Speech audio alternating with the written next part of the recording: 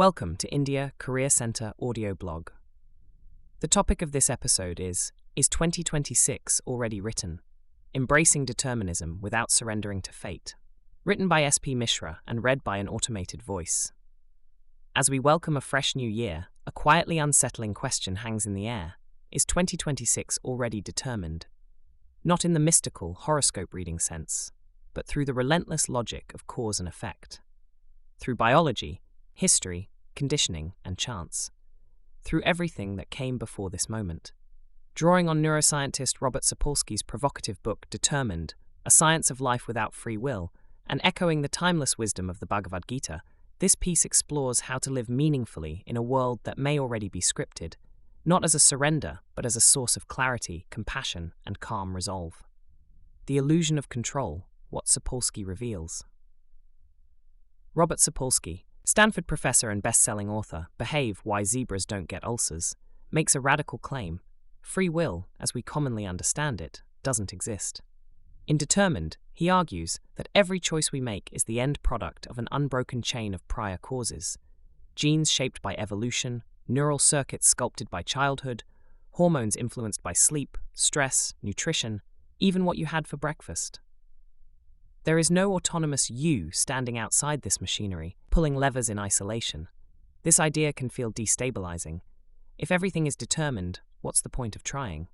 Sapolsky's answer is unexpected. Determinism is not nihilism. It's liberation. When outcomes don't go our way, we don't need to spiral into self-loathing or moral judgment. And when things do go well, humility comes naturally. Effort still matters, but obsession with control does not. What we can do is engage fully in the process, knowing that results emerge from a vast web of visible and invisible forces. Echoes of the ancients, Krishna's timeless advice. Long before neuroscience labs and brain scanners, the Bhagavad Gita articulated a strikingly similar worldview. On the battlefield of Kurukshetra, Prince Arjuna freezes, overwhelmed by doubt, fear, and moral confusion. Krishna's counsel cuts through the noise. Karmanyevadikaraste ma phaleshu kadachana. You have the right to action, but never to the fruits of action. This is not a call to passivity. It is the philosophy of karma yoga. Action without attachment. Do your duty. Act with sincerity. But release your grip on outcomes. The Gita, like Sapolsky, recognizes forces far larger than the individual ego. In Hindu thought, karma accumulates across lifetimes. The Atman journeys through countless forms, and existence itself unfolds across unimaginable timescales. Every action matters. But fixation on results is the root of suffering. Where science and spirit meet. What unites Sapolsky's neuroscience with Krishna's metaphysics is a profound ethic of compassion. If our actions are shaped by biology and circumstance, moral superiority collapses. Failures are no longer personal defects, they are the arithmetic of context. Successes, too, are never solo achievements. They are co-authored by chance, privilege, support systems, and timing. This doesn't erase responsibility, it reframes it. Sapolsky argues that bad behavior often reflects broken systems rather than broken people, calling for structural reform instead of punishment.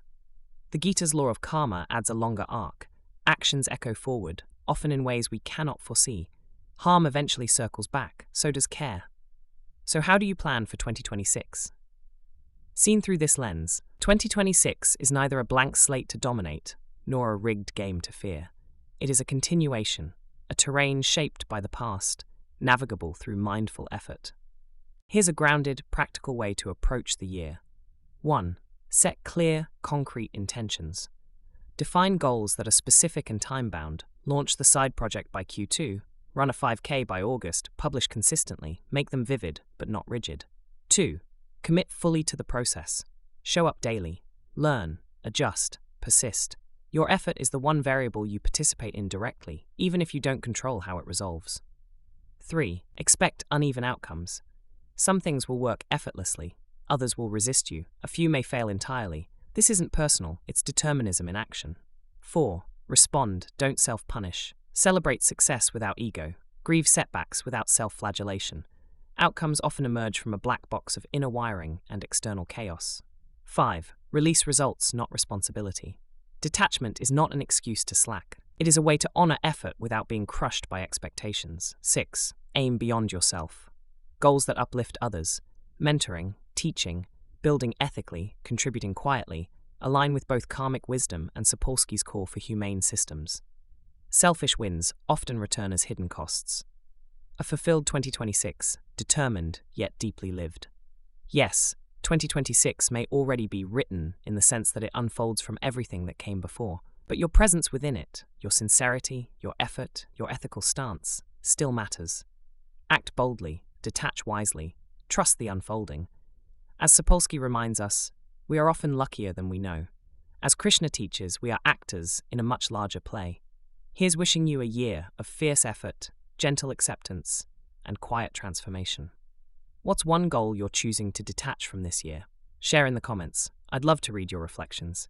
If this resonated, follow for more thought-provoking essays, or share it with someone pondering their own 2026. Namaste, and happy neurons. Thank you for listening to the audio blog.